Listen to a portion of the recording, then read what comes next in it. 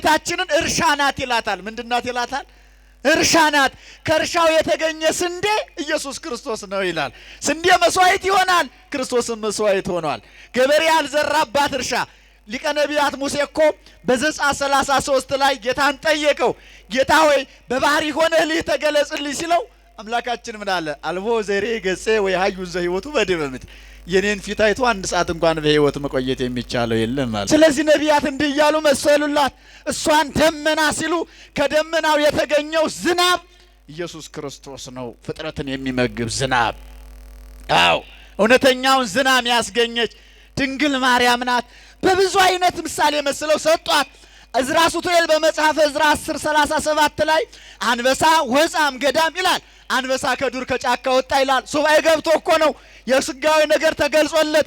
ደገኛውን የሚጠትን ነገር ሲሻ ግብር ቢገባ የስጋዊው ነገር ተገልጾለት አንበሳ ከዱር ከጫካ ወጣ ይልና ዝኬ ወልድ ዋህድ አንበሳ የተባለ ኢየሱስ ክርስቶስ ነው። በዱር በጫካ የሰራ የቀማ የወነበደ ሌባ ኃጢአተኛ በጫካ ይደበቃል አለ። ጫካው ደግሞ ሌባውን ቀማኛውን ሲመጣ በትዕግስት ይቀበለዋል፣ በቅጠሉ ይጋርደዋል፣ ከሚያሳድዱት ከሚገሉት ያሳልፈዋል ግርዶሽ ሆኖ። ድንግል ማርያም ለኛ ጫካችን ናት። ነውር፣ ነቀፋ፣ ጥላቻ፣ መለያየት፣ ዘረኝነት፣ ሐሜት፣ ትዕቢት በአጠቃላይ ኃጢአት የተባለው ሰፍኖብን ከነበደላችን ነጠላ ለብሰን ስንመጣ በእናትነት ፍቅሯ ጫካነቷ ቅፍ አድርጋችን የሻለችን ድንግል ማርያም ጫካችን ናት። እውነት ውሸት? እውነት ውሸት? ዛሬን እንኳ እግዚአብሔር ክርስቲያኖች ሳንወድቅ መጮህ መልካም ነው። ከወደቁ በኋላ ቢጮሁ ፈራጁ ብዙ ነው። ተዳራችሁ ከወደቀ በኋላ ስም ሰጪው ብዙ ነው። ክርስቲያኖች ሳትወድቁ ጩሁ። ልጅነታችሁን ካጣችሁ፣ ክብራችሁን ካስወሰዳችሁ ነውረኛ ሆናችሁ ነው የምትቀሩት። የሚቀርባችሁ ሰው ሁሉ ነቀፋ ነው የሚያበዛባችሁ፣ ስም ነው የሚሰጥባችሁ። ሳትወድቁ ነው መጣጣር። ግን ከወደቁም በኋላ ምርጫ የለም፣ መጮሁ ይሻላል። ይሄ ታላቅ ጻድቅ አባ ዳንኤል ታዲያ አንደኛው ይሄን አድርጓል። የመጨረሻውና ሁለተኛው በዛሬው ለታላቅ ስራ ከሰራችሁ አንዱ የእናቶች ገዳም ነበር። በገዳም አስቄጥስ ምናኔው እንደዛሬው ድብልቅልቁ አልወጣም ነበር፣ ዝብርቅርቁ አልወጣም ነበር። ክርስትና ወግ ነበረው። አባቶች መነኮሳት ክብር ነበራቸው። አቡነ መርካቶ ዛሬ ብዙውን አበበሱት አቆመሱትና ነው እንጂ የአባቶች ልብስ ድውይ ይፈውስ ነበረ። እነ ቅዱስ ጳውሎስ ለብሰውት የወጡት ልብስ ህሙማን ተበጫጭቀው ተነጣጥቀው ጨርሰዋቸው ተራቁተው ሀፍረተ ስጋቸውን በእጃቸው ሸፍረው ይመጡ ነበረ ይላል። ያይነ ቅዱስ ጳውሎስ ያ ህሙማን የፈወሰ ቀሚስ ዛሬ ቂያረቄ ቤት ሁሉ ይንገላታ ጀመር፣ በያረቄ ቤቱ ይግበሰበስ ጀመር። አዎ ያኔ ወግ ነበረው፣ ምናኔው ክብር ነበረው። የእናቶች ወንዶች ገዳም ለየብቻው ነበረ። አንስ ኃይለከ ወነአ አድነን።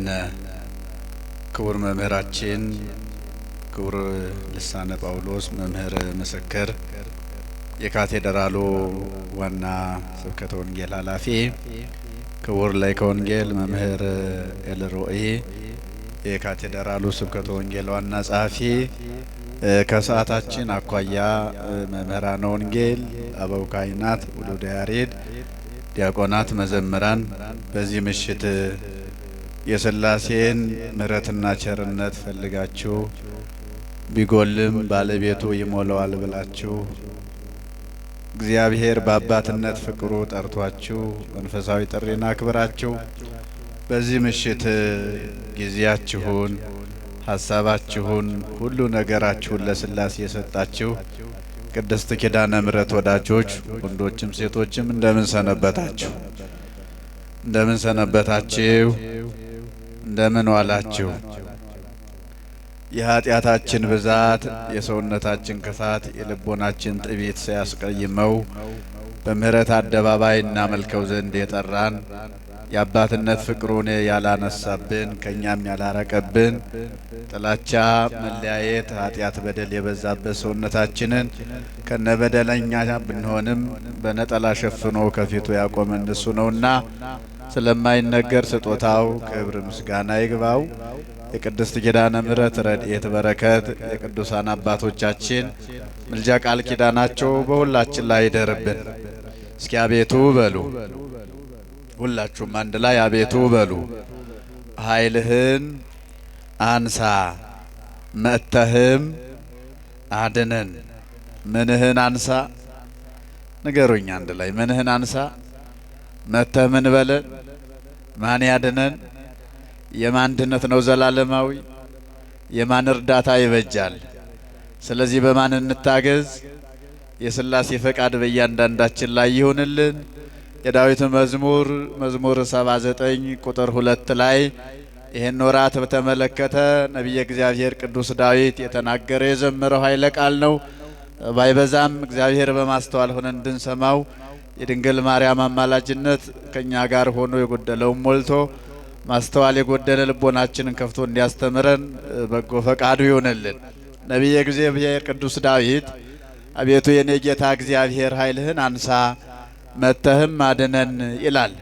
አንስ ኃይለከ ወነአ አድነን ሲል መተህም አድነን ወነአ አድነን ናና አድነን ብሎ ይተረጉማልና በዚያም አለ በዚህ የመድኃኔ ዓለም መምጣት በከብቶች በረት ማደር በስጋ ማርያም መገለጽ ተዘግቶ የነበረውን የኃጢአት በር መክፈት ግድ ሆኖበታልና ቅዱስ ዳዊት ይሄን የተናገረው ሱባኤ ገብቶ ነው። ምን ገብቶ ነው አልኳችሁ? ተናገሩ። ከዓለም ኃጢአት ተለይቶ ንግስናው እግዚአብሔርን ከማየት ሳይከለክለው መሾሙ ዝናው ሀብት ንውረቱ ከክርስቶስ ሳያርቀው በተለየ መልኩ ንጽህናን ቅድስናን ገንዘብ አድርጎ በዙፋን ላይ ተቀምጦ የ5500 ዘመን የመከራ ጉዞውን አይቶና ተመልክቶ ለዚህ ዓለም መድኃኒት የሚያስፈልገው እንደሆነ ተረድቶ መድኃኒቱም የክርስቶስ መምጣት እንደሆነ አውቆ ሱባኤ ገባና በሱባኤው መጀመሪያ ላይ አቤቱ የኔ ጌታ እግዚአብሔር ኃይልህን አንሳ መተህም አድነን ይላል። ኃይል የተባለው ወልድ ነው። ኃይልህን አንሳ የተባለው እግዚአብሔር አብ ነው። የሰው ኃይሉ በክንዱ ይታወቃል። በምኑ ይታወቃል አልኳችሁ? ተናገሩ። ኃይላችሁን የምታውቁት በምንድን ነው? በኃይላችሁ በክንዳችሁ። የከበደውን በማንሳት የራቀውን በመቅረብ የወደቀውን አንስቶ አርቆ በመጣል የማይቻለውን በመቻል የሰው ኃይሉ በክንዱ ይታወቃል። ባርቅን፣ ዮፍታሔን፣ ሶምሶንን፣ ጌዴዎንን ኃይለኞች ናቸው ብሎ መጽሐፍ ቅዱስ ቢጠራቸው ኃይላቸው የተገለጠው በክንዳቸው ነው። እግዚአብሔር አብም እግዚአብሔር ወልድን ወደዚህ ዓለም ልኮ አዎ ኃይሉ ይገለጥ ዘንድ ኃይልህን አንሳ። የእግዚአብሔር ኃይል ደግሞ እንደሚታወቀው ላንዱ የሚያዳላ ላንዱ የሚጠቅም ላንዱ የሚጎዳ ሳይሆን ኃይሉ ለሁሉም የተገለጸ ኃይሉ ብርታቱ ለሁሉም እኩል የሆነ በዚያ ላይ ደግሞ የዚህ ዓለም ኃይለኞች ተሰብስበው ሊያሸንፉት የማይችሉ ኃይሉን ግለሰቦች የማይሰጡት ወይንም ደግሞ ግለሰቦች የማይነጥቁት ወይንም ደግሞ ኃይሉ እንደዚህ ዓለም ጉልበተኛ ክብደት በማንሳት ሌሊት በመሮጥ በጥረት የተገኘ ኃይል ሳይሆን የባህሪው ኃይል ነው። የምን ኃይል ነው አልኳችሁ? የባህሪው ኃይል። ስለዚህ የባህሪ ኃይል ነውና ያን ኃይልህን ግለጽልን አለ። ቅዱስ ኤፍሬም ስለ ኃይል ሲናገር ፈነወ ለነ መዝራዕቶ ልዑል ክንዱን ልኮ አዎ ኢየሱስ ክርስቶስን የባህሪ ልጁ ክርስቶስን ወደዚህ ዓለም ልኮ አዳነ ይላል። ይህንን ሲተረጉም ቅዱስ ኤፍሬም የሰው ኃይሉ በክንዱ ይታወቃል። የእግዚአብሔር አብ ኃይሉ በእግዚአብሔር ወልድ ተገልጿል። ክንድ ከመሬት የወደቀ ዕቃ ያነሳል፣ የቀረበውን ያርቃል፣ የራቀውን ያቀርባል። እግዚአብሔር አብም በእግዚአብሔር ወልድ ቀርቦ የነበረ ዲያብሎስን ለ5500 ዘመን ሰዎችን በጭብጡ ስር አድርጎ በዝገተ ነፍስ ያሰቃይ የነበረ ዲያብሎስን በእግዚአብሔር ወልድ ወደዚህ ዓለም መጥቶ አራቀበት። ርቆ የነበር የሰው ልጅ አዳምን በአባትነት ፍቅሩ ወደዚህ ወደ ቅፉ አቀረበው፣ ወደ አጣው ልጅነት መለሰው። ሌላው ክንድ ከአካል ሳይለይ ከመሬት የወደቀ ዕቃ አንስቶ ወደ ቤቱ ወደ በዓቱ ይመለሳል። ያ ማለት ምን ማለት ነው? ክንድ መሬት ያለ ዕቃን የወደቀ ዕቃን ለማንሳት አካል ሙሉ አንድ ላይ ይወርዳል አይደል? ይሰማል አይደል? የመሬት ዕቃ ወይንም ደግሞ የወደቀ ነገር ለማንሳት ክንድ ብቻ ነው የሚወርደው፣ ሙሉ ሰውነት ይወርዳል። ለምሳሌ መስቀሌን ጣልኳት፣ መስቀሌን ለማንሳት ስወርድ እጅ ብቻ ነው የሚወርደው፣ ሙሉ አካል ነው የሚወርደው፣ ሙሉ አካል። ቅዱስ ኤፍሬም እንዲህ አለ፣ እግዚአብሔር አብም አለ አው እግዚአብሔር ወልድን ወደዚህ ዓለም ከላከ በኋላ ወልድ የተባለ ክንዱ ነው አለ። በክንዱ የእግዚአብሔር ክብሩ ተገልጿል። 33 ዓመት ከ3 ወር በዚህ ዓለም ስራውን ሰርቶ ተመልሶ አርጓል። ክንድ ከመሬት የወደቀ ዕቃ አንስቶ ወደ ላይ እንደሚመለስ እግዚአብሔር ወልድም 33 ዓመት ስራውን ሰርቶ ወደ ባህሪ አባቱ ተመለሰ። አርገ ከመያለቡ እርገተ ጻድቃን ንጹሐን የቅዱሳን የደጋጎቹን ቅዱሳን አባቶቻችን እርገታቸውን ፍጹም ያደርግላቸው ዘንድ ወደ ባህሪ አባቱ አረገ ይላል።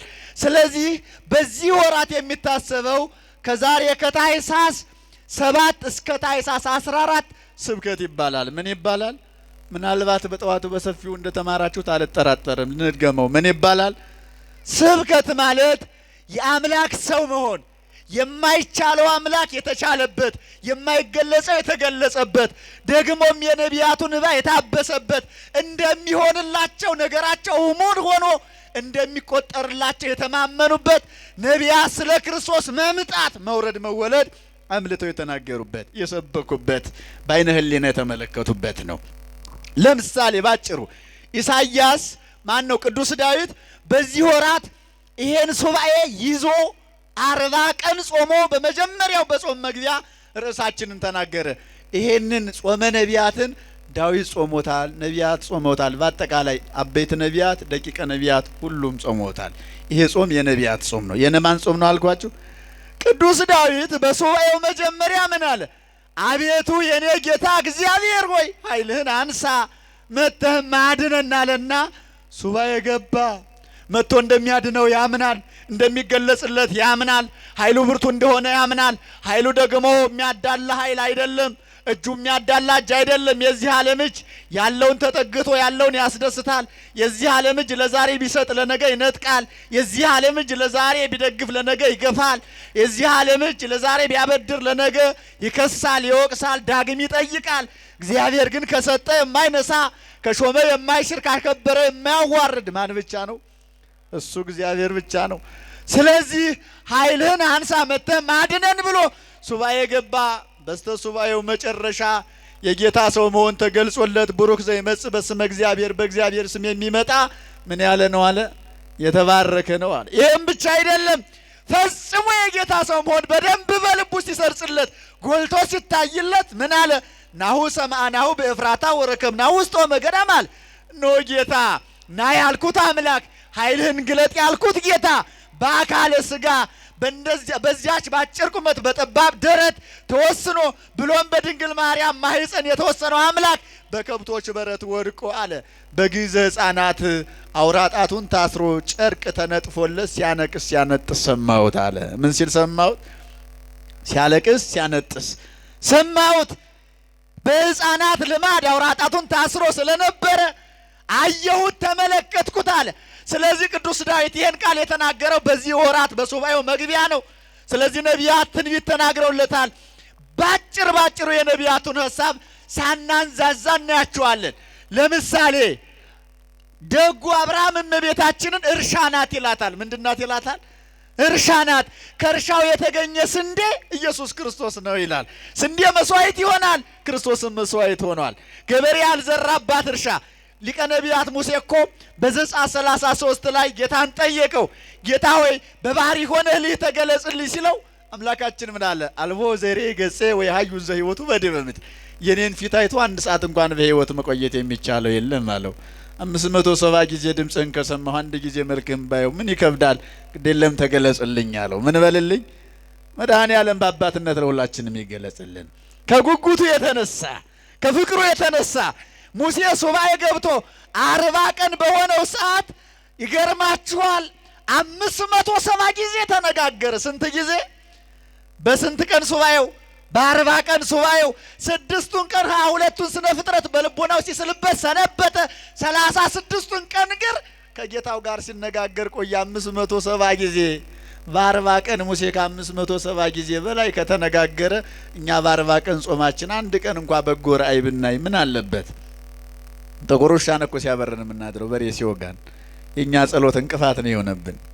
ከደመና በታች እየቀረ መልስ አላመጣ እያለ ጭራሽ መርዶ መስማትን እየተለማመድን ነው ያለ ነው። የአባቶቻችን ጸሎታቸው ግን ቅድመ እግዚአብሔር ይደርስ ነበር፣ መልስ ነበረው። አዎ መልስ ያመጣ ነበር። ልህ አለው፣ አይቻልም አለው። ተደፋፈረ። ግድ የለም አለው። እንግዳውስ ገበሬ ካልዘራባት እርሻ የበቀለች ስንዴ አምጥተህ ሰዋል ይገለጽልሃል አለው። ገበሬ ካልዘራባት መሬት ስንዴ ልታበቅል ትችላለች? አትችልም።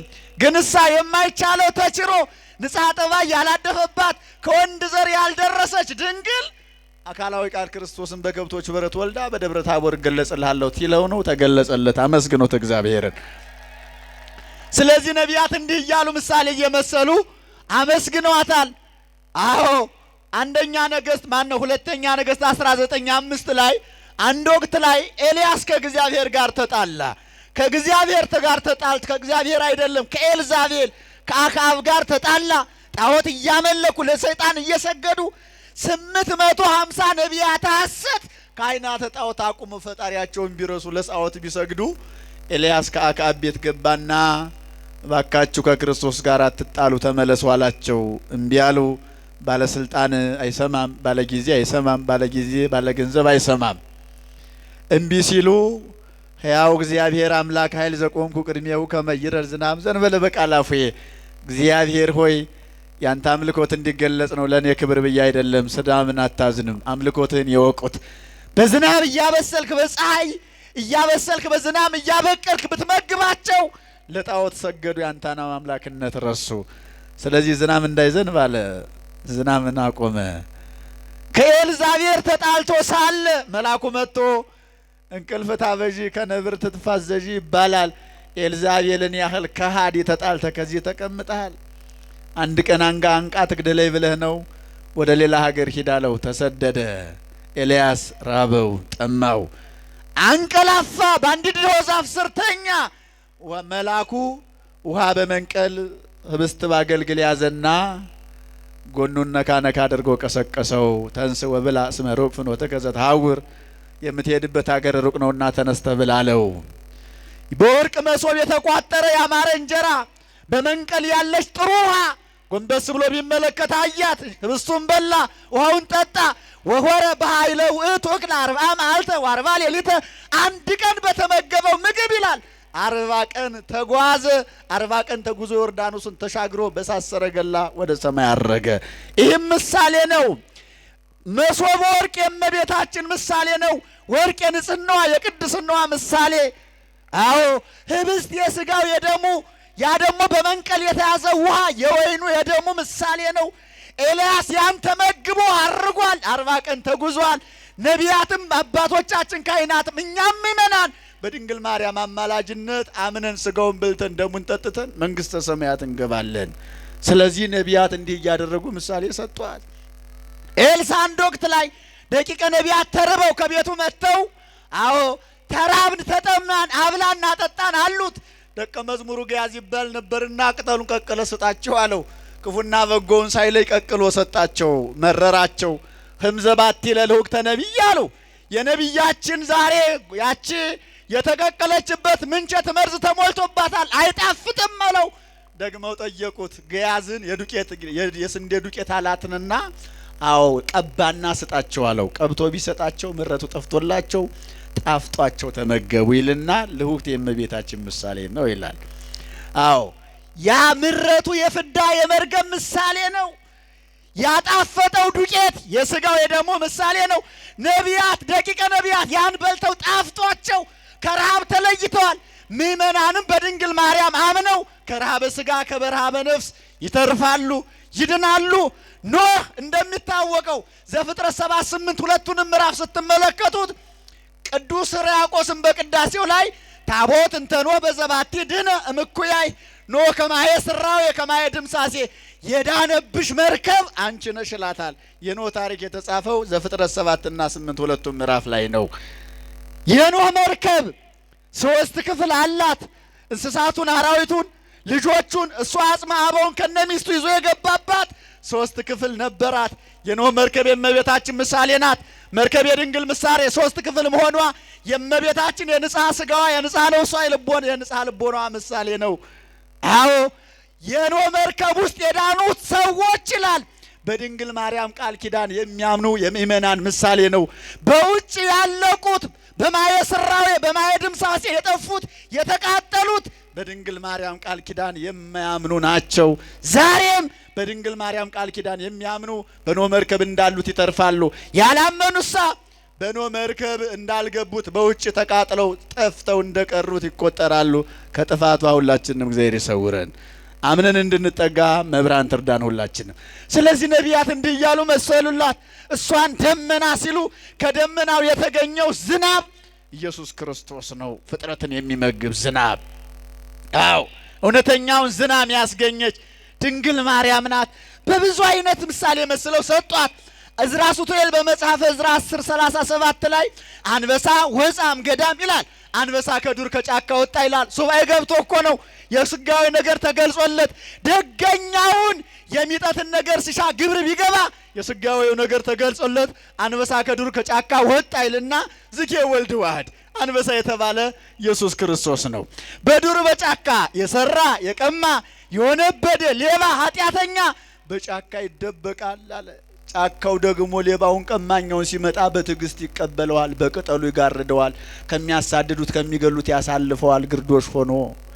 ድንግል ማርያም ለኛ ጫካችን ናት። ነውር፣ ነቀፋ፣ ጥላቻ፣ መለያየት፣ ዘረኝነት፣ ሐሜት፣ ትዕቢት በአጠቃላይ ኃጢአት የተባለው ሰፍኖብን ከነበደላችን ነጠላ ለብሰን ስንመጣ በእናትነት ፍቅሯ ጫካነቷ ቅፍ አድርጋችን የቻለችን ድንግል ማርያም ጫካችን ናት። እውነት ውሸት? እውነት ውሸት? ዛሬን እንኳ እግዚአብሔርን ያላሳዘነ ሰው ይኖራል?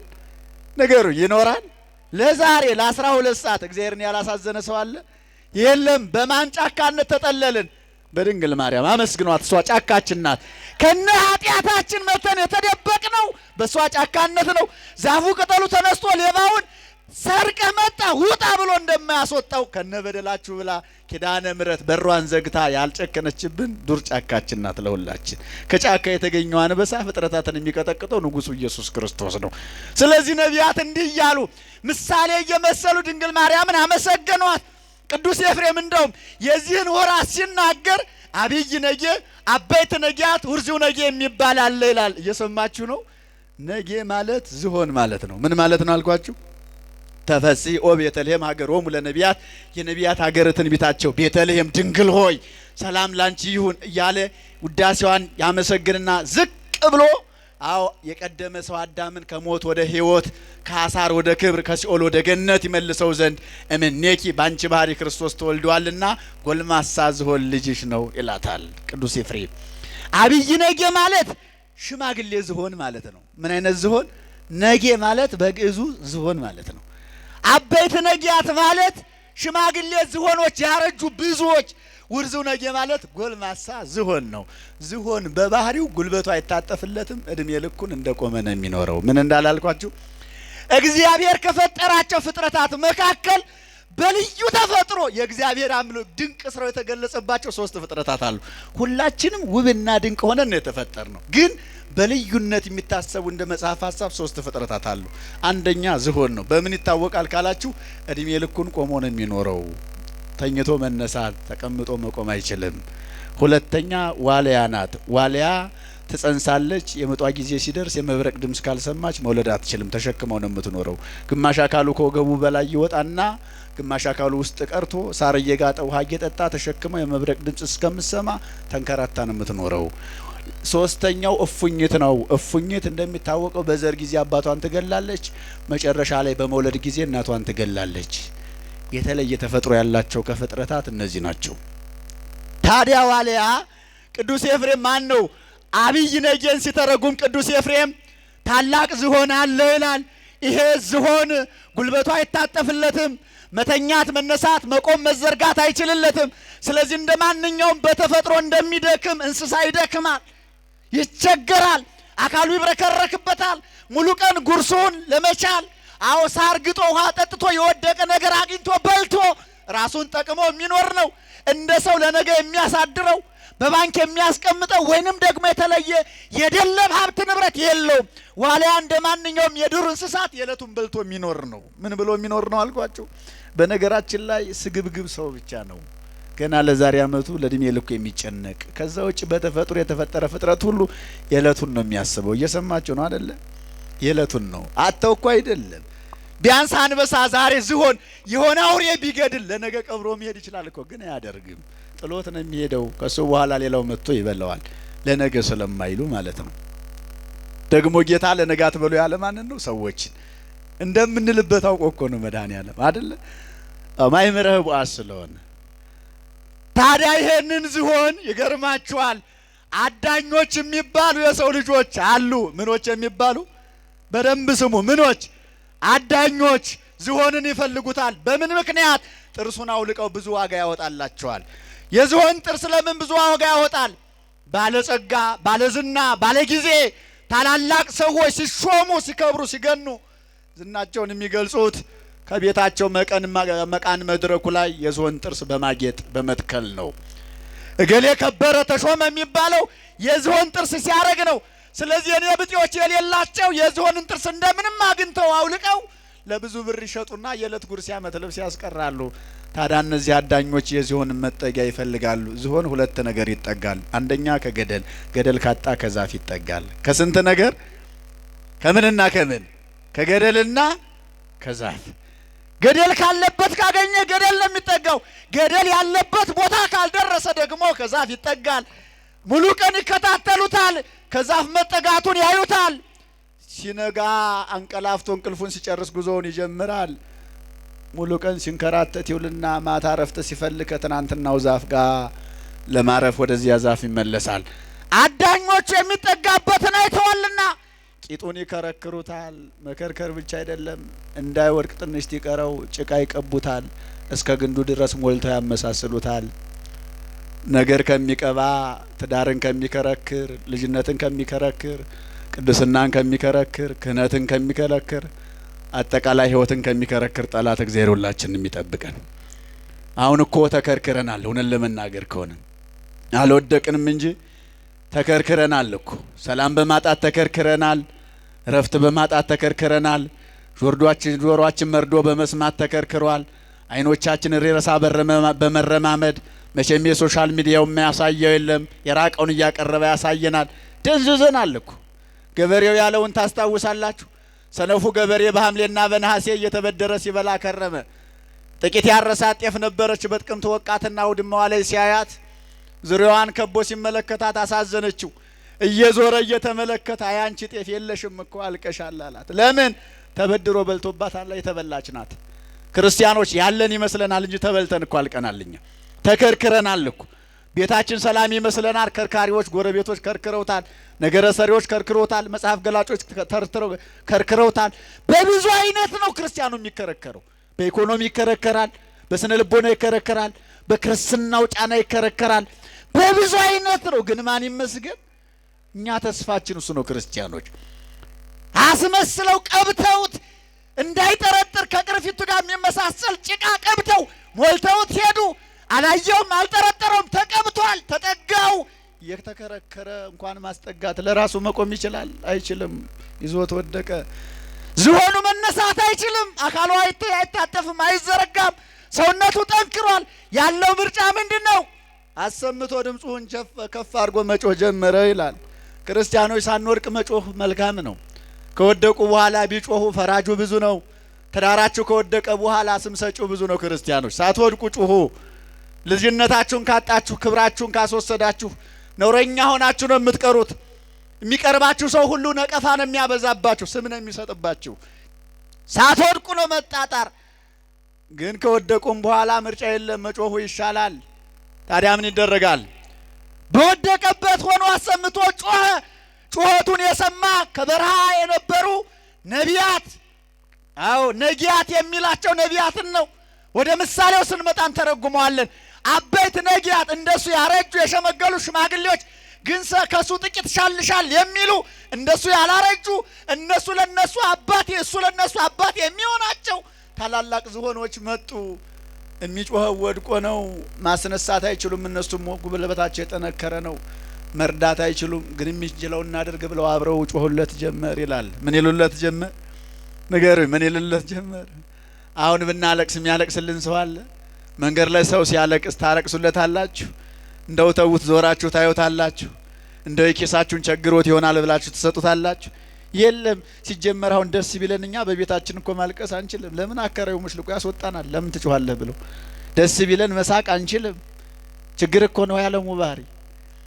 አብረው ጮሁለት። ወዳጄ በክፉ ቀን የሚያላቅስም ሰው ያስፈልጋል እኮ፣ የሚያጽናናም ያስፈልጋል። በተለይ በመውደቅ ሰዓት አዳም ሲወርቅ እኮ የገነት አዕዋፍ ሳይቀሩ ትናንትና ያማሩ ፍሬዎችን ባመጡበት አፏቸው ሊነክሱት መጡበት ነው እኮ የሚለው። ኢዮብ ሲወድቅ ወዳጆቹ ሳይቀሩ ሚስቱ ሳትቀር ከዳችሁ ተለየችው ነው የሚለው። መውደቁ እኮ ከባድ ነው ክርስቲያኖች። ያን ጊዜ አብረው ጮሁለት። የሁሉንም ጩኸት የሰማ በበረሃ የነበረ ጎልማሳ ዝሆን አካሉ የሚታዘዝለት ወድቆ የሚነሳ ተኝቶ የሚቆም መጣ። ምክንያቱን ሲያይ በመካከላቸው ስለወደቀው ስለ አንዱ ዝሆን ነው የሚጮሁት። እናንተ ካጠገቡ ዘወር በሉ አላቸው። ዘወር አሉ። ጎንበስ ብሎ ቀርቀር ብሎ አካሉ ይታዘዛልና በኩምቢው፣ ኩምቢ ማለት አፉን ይሄ ጥምዝምዙ፣ በዚያ ስቅስቅ አድርጎ የወደቀውን ዝሆን አነሳው። እስኪ አመስግኑት እግዚአብሔርን። አብይ ነኝ አዳም አባታችን ነው አለ። ማን ነው አልኳችሁ? አዳኞች የተባሉ አጋንንት ናቸው። ልብ በሉ። አበይት ነጊያት ነቢያት ናቸው። ውርዙ ነጊ የተባለ የኛ አምላክ መድኃኔዓለም ነው። አብይ ነጊ የተባለው አዳም ጉልበቱ አይታጠፍለትም ማለት ወድቆ አልተነሳም ማለት ይጮህ ነበር ማለት ንጽሐ ጠባይ አድፎበታል። የመድኃኔዓለምን ትእዛዝ ተላልፏል። አታድርግ የተባለውን ነገር አደረገ። አዳም ምን በልቶ ነው የወደቀው? ዕፀ በለስ እንጨት በልቶ። ዝሆኑ ምን ተጠግቶ ወደቀ? እንጨት ተጠግቶ ወደቀ። የሊቃውንቱን ሐሳብ ተመልከቱት ክርስቲያኖች። አዳም በእንጨት ምክንያት ወደቀ።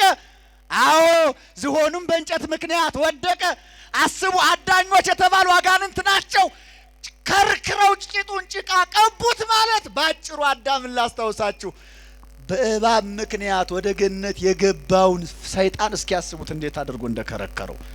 በመጀመሪያ ከመንገደኞቹ ጀመረ። ብዙዎቹን አብሮ ለመሄድ ሞከረ፣ ግን የሚያስጠጋው አጣ። ከብዙዎቹ ጋር ተመላለሰ፣ ፊት የሰጠው የለም። እባብን ጠየቃት፣ አላስከትልም አለችው። ምክንያት ሲላት አንተ መልከ ጥፉ ነህ፣ ከአዳም አባታችን ፊት ልትቀርብ አይገባም አለችው። የኔ መልከ ጥፉነት ካልታየ አንቺ እንደ መግቡነት ማን ያደንቃል አላት። በደካማ ጎን ገባት። ተዛዝሎ ሄዱ። በላይዋ ላይ አደረባት። ከሔዋን ዘንድ ደረሱ። ሰላም ለኪ ንግሥተ ሰማይ አላት። የሰማይና ምድር ንግሥት ሔዋን ቸራለሽ አላት።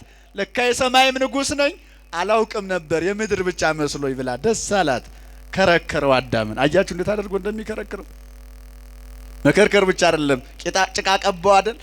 አመሳሰለው ማለት ሔዋንን አመሳሰላት። የሰማይ ንግሥት ነኝ እንደ ብላ እንድትጠራጠር እንድታምንም አደረጋት። ወደ አዳም ሄደና የሰማይና የምድር ንጉሥ ቸራለ ሲለው አኮ ንጉሠ ሰማይ አለ። የሰማይ ንጉሥ ድርስ አይደለሁም አውቃለሁ ራሴን የምድር ንጉሥ እንጂ ፍልጥም ዘ ከኔ ወግድ ይሄን ሐሳብ ይዘሃለው። አዳም ለጊዜው ቢከረከርም እምቢ አለ። በዚያ ሁሉ ምክንያት ውስጥ ሔዋንን ጠይቆ የተከለከሉትን ነገር አውቆ የባህሪ አምላክ ትሆናላችሁ ግደለሽም ብይ ቀቀለሽ እሱንም አብሊው ብቻሽን አትብሊ ብሎ ከረከረው አዳም። እንዴት አድርጎ ከዚያስ በኋላ አምና ባላወቀ ቀቅላ ጸበለስን አበላቸው። አዳም የጸጋ ልብሱ ተገፈፈ። አዎ እንጨት በልቶ እጽዋት በልቶ ወደቀ። በወደቀበት መነሳት አልቻለም። ጮኸ። የአዳም ጩኸት እነማን ጠራ? ነቢያትን እነ ኢሳያስን ጠራ። ኢሳያስ አዳምን ለማዳን ሱባኤ ሲገባ የስጋዌው ነገር ተገልጾለት ምን አለ? ድንግል በድንግልና ጸንሳ በድንግልና ተወልዳለች አለ። ዝቅ አለና በሱባኤው መጨረሻ 40ኛው ቀን ላይ ግን ምን አለ ኢሳያስ? አዎ ትንቢተ ኢሳያስ 9ን ተመልከቱት። እነሆ ሕፃን ተወልደ ለነ ወልድ ተውህበ ለነ፣ ሕፃን ተወለደልን ወልድም ለሕማም ለሞት ተሰጠልን አለ። ይወለዳል ያለውን ተናገረ፣ የተወለደውንም መሰከረ። ይህንን ታዲያ ኢሳያስ ምን ብሎታል? አዳም የጌታ ምሳሌ ነው ይላል። የማን ምሳሌ ነው? የጌታ። አዳም በኃጢአቱ ሰውን ሁሉ አስጎዳ። ሲኦል 5500 ዘመን እንዲወድቁ እንዲጮሁ አደረገ። አዳም በኃጢአቱ ሰውን ሁሉ እንዳስጎዳ ጌታም በትሩፋቱ ዓለሙን ሁሉ አዳነው፣ ቀደሰው፣ ባረከው፣ አሳረፈው ይላል። ስለዚህ ነቢያት እንዳድርገው ምሳሌ ሰጡት። አዳም ሲጮህ ነቢያትን ጠራ። በብዙ አይነት መከራ አለቀሱ።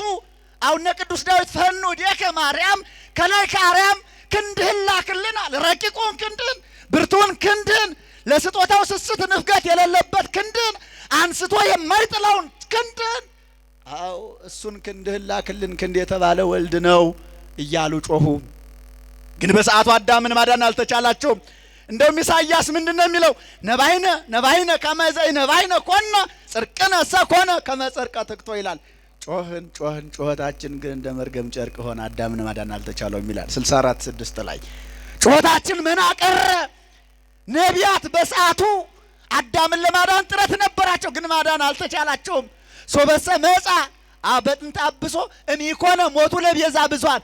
ጌታ በጥንተ አብሶ ሰው ሆኖ ቢሆን አለ በምልአተ ኃጢአት ባይሆን ኖሮ አዳምና ሔዋንን ለማዳን መጣ እንጂ እኛ በጸለይነው ጸሎት ባቀረብነው መስዋዕት ድነናል ብለው ነቢያት እንዳይመኩበት የነቱን ጩኸት ለጊዜው አደመጠና አቤቱ ኃይልህን አንሳ፣ ጉልበትህን ግለጽ፣ መጥተህ ማድነን የሚለውን የነቢያቱን ጩኸት ሰማና 5500 ዘመን ሲፈጸም ሕርያቆስ እንደነገረን ነጸረ አብም ሰማይ እግዚአብሔር አብ ከሰማይ ሆኖ ምስራቀ ወምዕራበ ሰሜነ ወደቡበ አስተንፈሰ ወአጼነወ ወይረከበ ዘከማኪ ወሰምረ መዓዛዚአኪ ወፈነወ ሀቤኪ ወልዶ ዘያፈቅር ይላል በቅዳሴው ላይ። እግዚአብሔር አብ አለ ከሰማይ ሆኖ ምስራቁን፣ ምዕራቡን፣ ሰሜኑን፣ ደቡቡን አየ፣ ተመለከተ። እንዳንቺ ያለች ንጽህናን ቅድስናን ያጌጠች ገንዘብ ያደረገች ደግናት፣ ርኅርኅትናት፣ አዛኝናት አላገኘምና አንቺን በእናትነት መርጦ ያኖረሽ ያሬድ እንደመሰከረልሽ ዘእንበለ ይትፈጠር ሰማይ ወምድር ወዘእንበለ ትሳረር ምድረ ገነት ሀለወት ኢቲኬ ስብሕት ወቡርክት ኢቲኬ ማርያም ድንግል። ሰማይና ምድር ከመፈጠራቸው አስቀድሞ ገነት ራሷ ከመፈጠሯ በፊት አስቀድማ ነበረች ብሎ ሊቁ የመሰከረልሽ እናት ድንግል ማርያም አንቺን ለልጁ ማደሪያነት መረጠሽና አንድ ልጁን ውረድ ተወለድ በስጋ ተገለጽ ተሰቀል የወደቀው አዳምን አንሳ ብሎ ወደዚህ ዓለም ላከው። ስለዚህ የነቢያቱ ሐሳብ የነቢያቱ ጩኸት በመከራ ውስጥ ማለፋቸው ለክብር በቅተው አዳምን ከጩኸት ወጥቶ ተመስገን እንዲል አደረገው። ክብር ለመድኃኔዓለም ይሁን። ስለዚህ ነቢያት እንዲህ አድርገው ምሳሌ ሰጡት። ውርዙነጌ የተባለ ጌታ ነው። የነቢያቱን የነዚያን ሁሉ ጩኸት ሰማና ወደ እነሱ ቀረብ ባለና ጎንበስ ብሎ ከውድቀቱ አነሳው። ማለት በአዳም የተፈረደውን መከራ ሁሉ ተቀብሎ ጎንበስ ብሎ መስቀል ሲያሸክሙት ጎንበስ ብሎ እርጥብ እንጨት ሲያሸክሙት ጎንበስ ብሎ ሲገፈትሩት ደፋ ብሎ ሲያነሱት ቀና ብሎ ስጋው አልቆ አጥንቱ እስከሚቆጠር ተገርፎ በዚያ መከራ ውስጥ አልፎ አዳምን አዳን ነው። ሌላው አሁንም ሊቃውንት ሲተረጉሙት እግዚአብሔር ወልድን ምን ብለውታል? ከራዲዮን ጻዳ ወፍ ማለት ነው ይላል። ምን ማለት ነው አልኳችሁ? ጻዳ ወፍ ከራዲዮን የሚባል ጻዳ ወፍ አለ። ጻዳ ወፍ ማለት ነጭ ወፍ ነው። ይህ ወፍ የሚገኘው በፋርስ ባቢሎን ነው። በየት ባቢሎን? በፋርስ ባቢሎን። ከዚያች ሀገር ውጭ ሌላ ቦታ የለም። የፋርስ ባቢሎን ሰዎች ያላቸው በራሳቸው ቤት ዞትር ከቤታቸው ያጠፉትም ይሄን ወፍ ያኖሩታል። እንደ ዶሮ እየቀለቡ ያኖሩታል። የሌላቸው ሰው ሲታመምባቸው ከሌላ ቦታ በገንዘብ ገዝተው ያመጡታል ይላል። የዚህ የወፍ አገልግሎቱ ምንድነው ካላችሁኝ፣ የታመመ ይፈውሳል፣ የማይድን ከሆነ ምልክቱን ያሳያል። እየሰማችሁ ነው? ምንድነው እሱ? ነጭ ወፍ አምጥተው በታመመ ሰው ፊት ሲያኖሩት የማይድን በሽተኛ ከሆነ ፊቱን አዙሮ እንደዚህ ጀርባውን ሰጥቶ ይቆማል ይላል። ግሩም እኮ ነው። ሊቃውንቱ እንዴት አድርገው እግዚአብሔር እንደመሰሉት አስቡት። እንዳይረቃችሁ በምን መልኩ እንዳሰቡት እንዴት አድርገው እንደገለጹት። እኛ የተነገረንን እንኳን መስማት አቅቶናል። አንድ ነገር ብናገር አሁን ክፉን ነው እናንተ መርጣችሁ የምትወስዱት፣ ደጉ ግን አይረዳን። የሚድን ከሆነ ግን አለ ፊቱን በማዘር ፋንታ ቀረብ ይልና ይላል አፉን ከአፉ ይገጥምና እጁን ከእጁ ይዘረጋና አካሉን ከአካሉ አገናኝቶ አለ የሰውየውን እስትንፋስ ደዌውን በትንፋሹ ይቀበልለታል። ለምሳሌ አሁን ጉንፋን ተጋቦ ይዛል አይደለ? እንደዛ አፉን ከአፉ ገጥሞ የሰውየውን እስትንፋስ ሲስብለት በእስትንፋሱ ይላል ሰውየው ከህሙሙ ይፈወሳል። ነጭ የነበረው ወፍ ይጠቁራል አለ። ጻዳ የተባለ ከራዲዮን የተባለ ጌታ ነው። ነጭ መሆኑ አለ ጻዳ በመለኮቱ ንጹሕ ባህሪ ነው። ኃጢአት የማይስማማው ህልፈት ውላጤ የሌለበት አምላክ እርሱ ብቻ ነው።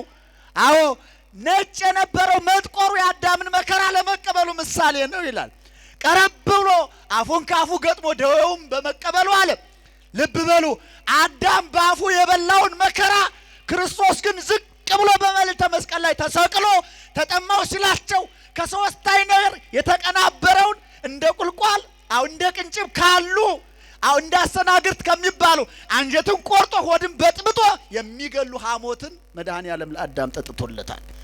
አዳም ጸበለስም በበላበት አፉ የኛ አምላክ ግን ቀረብ ብሎ ደዌውን ይቀበለዋል ማለት ሐሞትን ጠጥቶ ተጠማው ሲላቸው የውቅያኖሱን ውሃ የተፈጠረው አምላክ ሐሞትን ጠጥቶ አዳምን አድኖታል።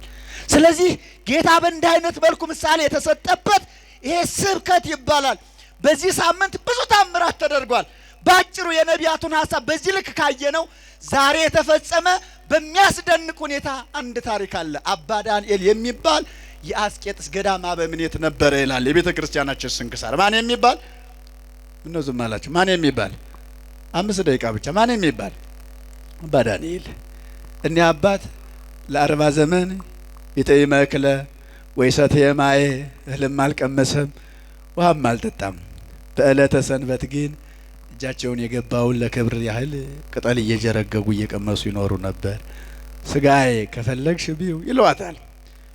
ምላስ መራራውንም ጎምዛዛውንም ወደ አፋቸው ሲያቀርቡላት በአስቄጥስ ገዳም የነበሩ አባት ናቸው። በእውነት እንኳን 40 ቀን አሁን እኛ 40 ሰዓት መቆየት እንችላለን ወይ? እዚህ ቆመን ለማስቀደስ እኮ ያንጠራራናል፣ ያፋሽገናል። ግማሹ አካሉ ነው እዚህ ያለው ሄዶ ቤት ስራውን ይሰራል። የተጣደውን በህሊናው ይሰላል። የተሰማራውን በውጭ ያለውን የስራውን አይነት ያስቀምጣል። ችግር ነው እኮ።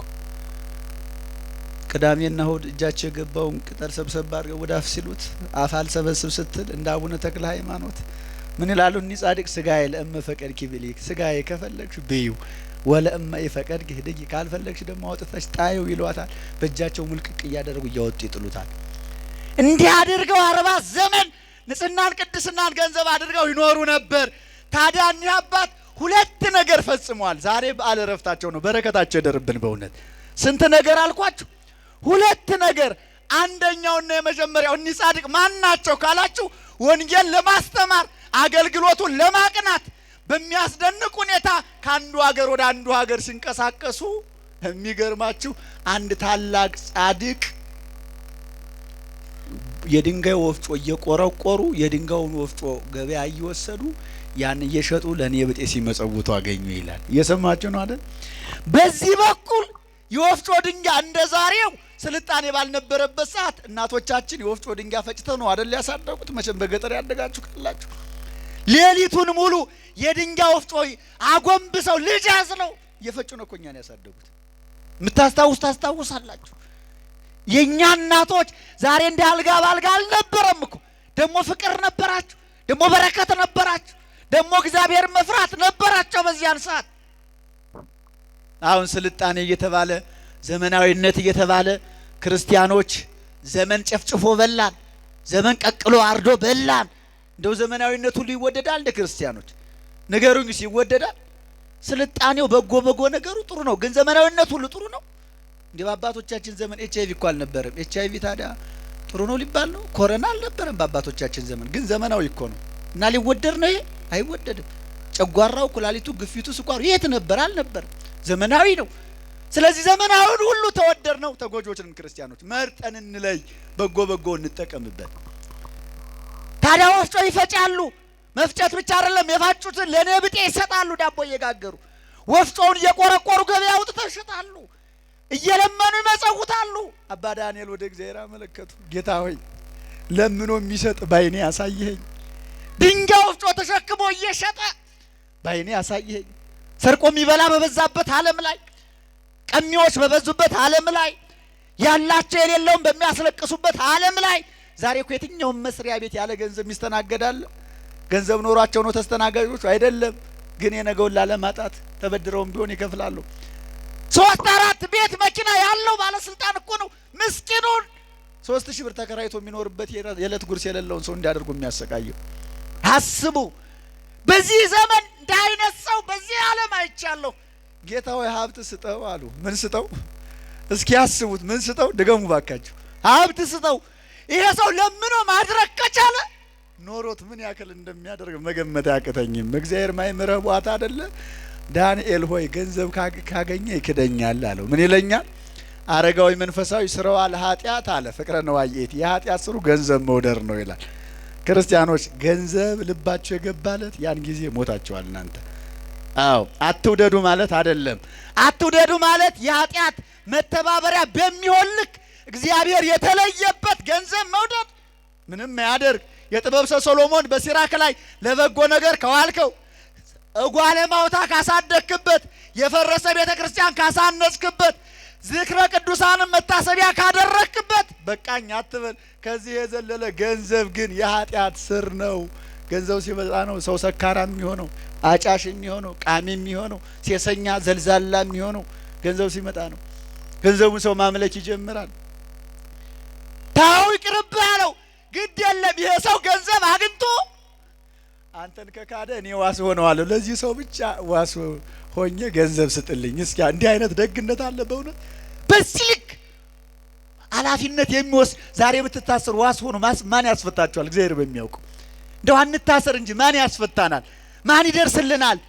ማንስ አውቃቸዋለሁ ይለናል? ይበለው በጥጋቡ ነው እኮ የሚለው። ፈራጁ እኮ ብዙ ነው።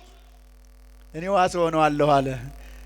ዶማውን ይዞ ድንጋይ ለመፈንቀል ወፍጮ ለመቀጥቀጥ በረሃ ሲወርድ ድንጋዩን ፈንቀል ሲያደርግ ድስት ሙሉ ወርቅ አገኘ። እግዚአብሔር ሰጠው ለዚህ ለኔ ብጤ። በቀጥታ ያ ሰውዬ ሄዶ ቤተ መንግስት ገንዘቡን ሰጥቶ ቀኛዝማች ግራዝማች ተሾመበት።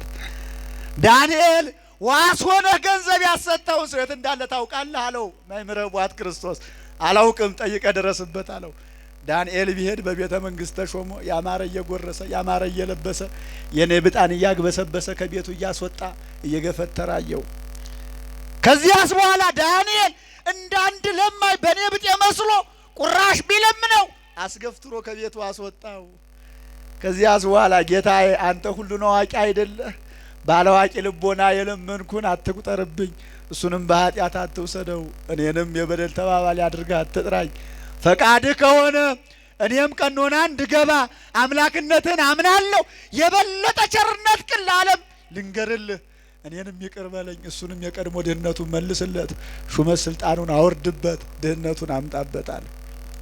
ቅዱሳን አስቡ፣ ለዚህኛው ዓለም ክብር ዝና አይደለም አባቶች የሚጨነቁት የማያልፈውን ዓለም። ፊልክስዩስ እንዲህ ነው የሚለው እኮ ወተዘከረውን ለመዋዕሊከ እምድኅረ ሞትከ፣ ከሞትክ በኋላ ያለውን ዘመን ብታውቀው ኖሮ በዚህ ዓለም አንዳች ደቂቃ አትጨነቅም ነበር ይላል። ከሞትን በኋላ ያለውን ዘመን አስበን እናውቃለን? አሁን እኛ የማያልቅ ዘመን እስከ የሌለው ዘመን በዚህ ጊዜ ይፈጸማል የማይባል ዘመን እኮ ነው በዛኛው ያለው። በዚህኛው ዓለም ያለው እኮ ተነግሮናል። ከበዛ ስንት ዓመት ነው የተባለው? የሰው ዘመኑ ስንት ነው? 70 ከበዛስ 80 ከዚያ በኋላ ጻር ነው ጋር ነው መከራ ነው የተባለው። ስለዚህ ለዚህ እድሜ ሰው ተንገላቶ አንዱን ገፍቶ አንዱ መቀመጥ ይፈልጋል፣ አንዱን አራቁቶ አንዱ መልበስ ይፈልጋል፣ አንዱን አስጨንቆ አንዱ መደሰት ይፈልጋል፣ አንዱ ሞቶ አንዱ መኖር ይፈልጋል፣ አንዱ ደምቆ አንዱ እንዲኮስስ ይፈልጋል። ይሄ ዓለሙ ባህሪ ነው። ይችኛዋን ዓለም ለመኖር ግን የማያልፈው ዘመን አንተ ብታውቀው ኖሮ ይሄን አታደርግም ነበር ይላል። ከሞትክ በኋላ ያለውን ዘመን፣ ከሞትን በኋላ የማያልቀውን ወራት አመታት እሱን ማሰብ ይጠበቅብናል። ደግሞ ሲኦል የገባለት የሚከብደው ያ ነው። ለገነት ከበቃን እንኳን ምስጋና ነው። መራብ የለ፣ መጠማት የለ፣ ጩኸት የለ። አዎ በክብር የተሾመውን አምላክ እያዩ እያመሰገኑ መኖር ነው። ሲኦል እስከገባን ለዘመናት በስቃይ በመከራ መኖሩ አስቡት። ባክህ እሱንም እንደ ቀድሞ መልሰው እኔንም አላዋቂነቴን ተመልከተ አታጥፋኝ ይቅር በለኝ ብለው ለመኑ። እግዚአብሔር የቀድሞ ጸጋውን መለሰለት። ምኑን? ድህነቱን ከቤተ መንግስት አስወጣው። አንድ ጊዜ ረድኤት ነሳው። ይሄ ታላቅ ብላቴና ወደ ቀድሞ ድንጋይ ቅጥቀጣ ወፍጮ መሸጡ ተመለሰ። እስከ ለተሞቱ ድረስ ድንጋይ እየቀጠቀጠ ወፍጮ እየሰራ ኖረ። እርሱም መምህሩ አባ ዳንኤልም ንስሐ ገብተው ከፈጣሪ ተገናኝተው የማያልፈውን ክብር ወረሱ። ክብር ለእመቤታችን፣ ለእናትነት ፍቅሯ ይገባታል። ይሄ ታላቅ ጻድቅ አባ ዳንኤል ታዲያ አንደኛው ይሄን አድርጓል። የመጨረሻውና ሁለተኛው በዛሬው ታላቅ ስራ ከሰራችሁ አንዱ የእናቶች ገዳም ነበር። በገዳም አስቄጥስ ምናኔው እንደ ዛሬው ድብልቅልቁ አልወጣም ነበር፣ ዝብርቅርቁ አልወጣም ነበር። ክርስትና ወግ ነበረው። አባቶች መነኮሳት ክብር ነበራቸው። አቡነ መርካቶ ዛሬ ብዙውን አበበሱት አቆመሱትና ነው እንጂ የአባቶች ልብስ ድውይ ይፈውስ ነበረ። እነ ቅዱስ ጳውሎስ ለብሰውት የወጡት ልብስ ህሙማን ተበጫጭቀው ተነጣጥቀው ጨርሰዋቸው ተራቁተው ሀፍረተ ስጋቸውን በእጃቸው ሸፍረው ይመጡ ነበር ይላል የአይነ ቅዱስ ጳውሎስ። ያ ህሙማን የፈወሰ ቀሚስ ዛሬ ቂያረቄ ቤት ሁሉ ይንገላታ ጀመር፣ በያረቄ ቤቱ ይግበሰበስ ጀመር። አዎ ያኔ ወግ ነበረው፣ ምናኔው ክብር ነበረው። የእናቶች ወንዶች ገዳም ለየብቻው ነበረ። ታዲያ ከእናቶች ገዳም አባ ዳንኤል ለቡራኬ ለኪዳን ለምህላ ለጸሎት ይሄዳሉ። እርሱም ጠዋትና ማታ ነው። አንድ ቀን በገዳም እየተንቀሳቀሱ ሳለ ሙሉ አካሏ የተበላሸባት በደዌ ስጋ የተመታች እናትና አባቷ የዘነጓት መንገድ ላይ የጣሏት አንዲት ብላቴና መንገድ ላይ አባ ዳንኤል አዩዋት። እየሰማችሁ ነው? ጨርሻለሁ። እየሰማችሁ ነው? አይተው አላለፏትም። ወዳጄ እኛ ብንሆን እኮ ከንፈራችንን መጠን አይናችን እንዳይጨፍን እናልፋለን። ይህች ብላቴና ሙሉ አካል አላት፣ አካሏ ግን አይንቀሳቀስም። አይን አላት አታይም፣ ጆሮ አላት አትሰማም፣ እግር አላት አትራመድም፣ እጅ አላት የተፈተፈተ እንጀራ እንኳን ቆርሶ መቁረስ አትችልም። ከርቀተ ዘመን የተነሳ እናትና አባቷ ቢሰለቿት መንገድ ላይ አውጥተው ጣሏት፣ በር ዘጉባት፣ ደጃፍ መለሱባት። አውሬ ይብላት ብለው ባሳቻታት መንገድ ላይ ጣላት። አውሬ ሳይበላት አደረች። በማለዳ ለኪዳኑ አባ ዳንኤል ወደ እናቶች ገዳም ሲገሰግስ መንገድ ላይ ጎዳና ላይ ወድቃ አዩዋት። ሲያዩዋት ሰው ናት፣ ሙሉ አካል አላት፣ በሰው አምሳል ተሰርታለች። ሞታለች አለች ብለው ጠጋ ብለው የልቧን ምት ማዳመጥ ሲጀምሩ በነፍስ አለች፣ ተተነፍሳለች። ይችንስ እግዚአብሔር ልዩ ስራ ሊሰራብኝ ነው ብለው በኮሳሳ ሰውነታቸው እግዚአብሔር ብርታት ጉልበት ሆኗቸው የወደቀችውን ብላቴና በትከሻቸው ተሸክመው በክንዳቸው አቅፈው ከገዳም ወሰዷት። ልጆቹን ሰበሰቡ፣ እግዚኦታ አደረሱ። ልጆቼ ይቺ ብላቴና ከክርስቶስ የምታገናኛችሁ ናት። አዎ ምሕረት ቸርነት የምታሰጣችሁ ናት። ከምሳችሁ ቆርሳችሁ ከልብሳችሁ ከፍላችሁ ይቺን ብላቴና ተንከባከባችሁ አኑሩ። እግዚአብሔር በሞት እስከሚጠራት ወይ በድህነት እስከሚባረካት ድረስ ጠብቁ ብለው ለእናቶች ሰጧቸው። አደራ ከተባሉ ቀን ጀምሮ እነዚህ እናቶችን ብላቴና ግማሽ እየጎረሱ ሩብም እየቀመሱ ያላቸውን እያካፈሉ አንድ ልብስ እየተጋፈፉ ያስታምሟት ጀመር ይላል። እናት አባት ቢተው ማን አይተው? ንገሩኝ፣ ማን አይተው? ወንድምም አክስትም አጎትም ቢጠላ ማን አይጥላ? ለዚህ ነው ቅዱስ ዳዊት አቡየኒ ወእሜኒ ገደፉኒ ወእግዚአብሔር አንጻኒ ይላል። እናቴም አባቴም ጣሉኝ ግን ማን አነሳኝ አለ። ይህንን ዳዊት ሲተረጉም እናትና አባቱ የጠሉት አንድ ልጅ ነበረ። ሀገረ ገዡ ልጁ ታመመችበት። ለማሳጠር ልጁ ስታመምበት ጠንቋዮች ነበሩ። ከነሱ ዘንድ ሄደና ልጅ የታመመ ምን ላድርግ ቢላቸው የድሃ ልጅ ተፈልጎ የድሃ ልጅ ታርዶ በደሙ ቢታጠብ ያንተ ልጅ ይድናል አሉት። እየሰማችሁ ነው? የተንኮለኞች ምክር፣ የነገረ ሰሪዎች ሴራ እንዲህ ነው። ጸልየው ማዳን ሲያቅታቸው፣ አተንበርከው አልቅሰው መፈወስ ሲያቅታቸው ውሸተኞች ስለሆኑ የድሃ ልጅ አይገኝም ልጁን አሳልፎ የሚሰጥ ብለው ምክንያት እኮ ነው ያስቀመጡት። አስባችሁታል? ውሸታም እንደዚህ ነው። ንጉስ ነው፣ ሁሉ ይቻለዋል። አገሩን አስፈለገ በወታደር የድሃ ልጅ ተገኘ። ልጁን ወልዳችሁ ታገኙታላችሁ፣ ማታገኙትን ገንዘብ ስልጣን ልስጣችሁ፣ ልጁን ስጡኝ ላርደው ነው አላቸው። ቆመው ተማከሩ። እናትና አባት በድህነት ያሳደጉት ልጃቸውን አንድ ልጃቸውን ጨክነው ሰጡ። አቀፋ ያሳደገችው ልጇን ባቀፈችበት እጇ ገፍትራ ገንዘብ ተቀበለችበት። በጉልበቱ በደረቱ አሻሽቶ ያሳደገው የልጁን ጠረን ረስቶ አባት ልጁን አሳልፎ ሰጠ። ልጁን ባቀፈበት እጁ ገንዘብ ተቀበለ። ሕፃኑ ልጅ እጆቹን ወደ ሰማይ አንስቶ አልቅሶ አልቅሶ አልቅሶ አልቅሶ እንባው እንደ ሰን ውሃ ይፈስ ነበር። ንጉሱ ደነገጠ። ለምን ወደ ላይ አንቃጠህ እጆችን ዘርግተህ ታለቅሳለህ አለው። ማድንም ምገል መመሪያ አወረድኩ፣ ረዱ ግደሉ ብዬ ገጀራ እንዲሳል ያደረኩ እኔ ነኝ። መለመን ካለብህ እኔ ነኝ እንጂ ወደ እንደምታለቅሰው አለው። ሕፃኑ ልጅ ምን አለ? ምድር ላይ ነገሮች ቢጨክኑ እናት አትጨክንም ነበር። የደረቷን ጡት አጥብታ 9 ወር ከ5 ቀን ተሸክማ ያሳደገች እናት ናት። እናትም ብትጨክን አባት በድህነት አሳድጓል። አባት አይጨክንም። አባትም ቢጨክን አገረ ገዥ ንጉስ አይጨክንም። አንተም ጨክንክ። ምድር ላይ ረዳት የለኝምና የማይጨክንብኝ አምላክ በሰማይ አለ፣ ወደሱ ነው የምጮኸው አለው። ወደ ማን ነው የምጮኸው? ነገሩ ይቆይ። ወደ ማን ነው የምጮኸው አለ። ምን የማይል አምላክ አለ አለ። የማይጨክን አምላክ፣ አይቶ የማያልፍ አምላክ፣ አዎ ችግር የሌለበት አምላክ፣ ድነቱ ብዙ የሆነ በሁሉም ዓለም ያለ፣ አዎ ቸርነቱ ተነግሮ የሚያልቅለት አምላክ፣ እንደ እናትም እንደ አባትም በገንዘብ የማይቀየር በነገረ ሰሪዎች ሐሳብ የማይታለል የስጦታ ጋጋታ የማይሸውደው አምላክ እግዚአብሔር አለ። ወደሱ ነው ምጮኸው አለው። ንጉሡ ልቡ ተመለሰ። የኔ ልጅ ከዳነ ይዳን ከሞተም ይሙት፣ ይሄ ልጅ ከስራት ፈታቸው ልቀቁልኝ አለ። ክብር ለመድኃኒዓለም። አሁን ነው ማመስገን እግዚአብሔር። ስለዚህ እናትም አባትም ቢተው ማና የተዋልኳችሁ እግዚአብሔር እናትም አባትም ቢጨክኑ ለአውሬ ቢጥሉ እግዚአብሔር አውሬዎቹን አስገዝቶ አገልጋይ ያደርጋል። ለቅዱሳን ይህን ጸጋ ሰጥቷቸዋል። አባ ዳንኤል ተገልገሉባት ብሎ ጣላት። ከዚያስ በኋላ አንድ ቃል አስገቧቸው አባ ዳንኤል ለነዚህ እናቶች ምን ብለው? ወር በገባ በሰባት የሥላሴን መታሰቢያ ያደርጉ። ባይኖራችሁም አንድ እንጀራ በቀን ትበሉ ከሆነ ሩቧን ለኔ ብጤዎች ስጡ፣ ሩቧን ለዚች ልጅ አድርጉ በሥላሴ ስም አሏቸው። በሥላሴ ዕለት መታሰቢያ ያደርጋሉ። የሥላሴን ዝክር ለመቅመስ አንድ ጎልማሳ ከባታቸው ገብቶ ቀምሶ ወጣ። በዝክሩ ዕለት ከአደባባይ ከባታቸው አውጥተው ነው የሚዘክሩት። ያችን የቀመሰ ወታደር ጎልማሳ ከየት አምጥተው ይሄን ይዘክራሉ? ቢኖራቸው ነው እንጂ ብሎ ማታ ተመሳስሎ አባ ዳንኤል ነኝ ብሎ ልብሱን አስመስሎ ቆቡን ገዝቶ እንደ ዛሬዎቹ አስመሳዮች። አሁን በተለይ በዓላት ስትመጡ እዚህ በር ላይ የሚያስቸግሩ አበዛዙ። እንደው ቤተ ክርስቲያኒቱ ታዲያ ፖሊስ የላት? የትኛውን ፖሊስ ልከን እናስከብርላት? እንደው ምን አድርገን የቤተ ክርስቲያን ልልና እናስከብረው? በእውነት ተናግረን ምንታሰረው እኛ ነን። ጮኸን ወንጀለኛ ምን ሆነው እኛ ነን። ከሳሾቹ አበዛዙ፣ ምስክሩ አበዛዙ።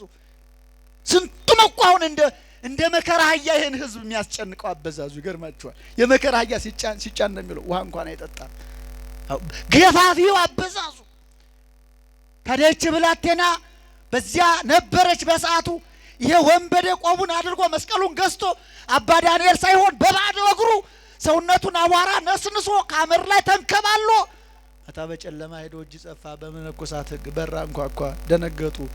ማን አሉት? እኔ አባ ዳንኤል ነኝ አለ። አባ ዳንኤል ወትሮ ለልማዱ ያለ ሰዓት አይመጣም። ግን ጊዜ ቢመሽበት መንገድ ቢጠፋበት አውሬ እንዳይጣላው ጨለማ እንዳያስቀረው ይሆናል። እንኳን በቸር መጣ በረከቱ ሊያድርብን ይሆናል ብለው በር ከፍተው ተቀበሉት። አዩ። ሲመለከቱ ልብሱ፣ አነጋገሩ፣ ጎረን ማለቱ፣ ሁሉ ነገሩ አባ ዳንኤልን ይመስላል። ከቤታቸው አግብተው ራት አበሉት፣ አጠጡት፣ መኝታ አዘጋጁለት። የአባታችን የአባ ዳንኤል እግር ገዳማትን ግሸንን፣ አክሱምን፣ ላሊበላን ሌሎቹም ደብረ ዳሞን ደብረ ሊባኖስን የረገጠ እግር ይሆናል። እስኪ ግሮት እንጠብለው በፈረርቅ በተራ እግሩን አጠቡት። ካጠቡስ በኋላ ምን እንዳሉ ታውቃላችሁ?